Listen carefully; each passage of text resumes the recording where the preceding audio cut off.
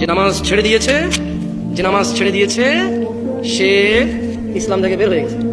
আর যে নামাজ ছাড়েনি, শত অন্যায় অবিচার পাপ থাকবে, আল্লাহর সাথে তার সাথে ক্ষমা চাইবে, আল্লাহ মাফ করবে, আর করবে না, প্রতিশ্রুতি দেবে, আবার মানুষ হিসেবে দুর্বল হয়ে যাবে, আবার আল্লাহর কাছে মাফ চাইবে, লজ্জা হবে না, আল্লাহ আবার মাফ করবে।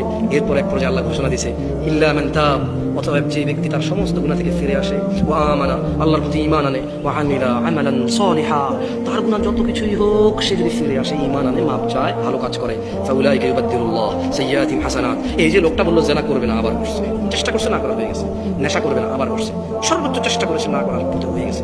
এই যে লোকটা নামাজ মিস করে ফেলেছে, চেষ্টা করেছে সর্বোচ্চ পড়ার, হঠাৎ দেখে গেলে মিস হয়ে গেছে, তো আল্লাহ কোরআনুল কারীমে সূরা ফুরকানে বলছে যে লোকটা ইল্লা মান তাব, হাজার সহস্র কোটি অপরাধ থেকে মাপ চেয়ে ফিরে আসলো, ওয়া আমানা, এরপর ঈমান নিয়ে নিয়েছে, ওয়া আমিলা আমালান সালিহা, মাপ চাইছে, ঈমান আনছে, কিছু ভালো কাজ করা শুরু করে দিয়েছে।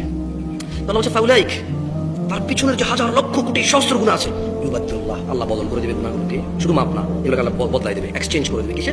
সাইয়্যাতিহিম হাসানাত, নেকিতে পরিবর্তন করে দেবে সব গুনাহকে।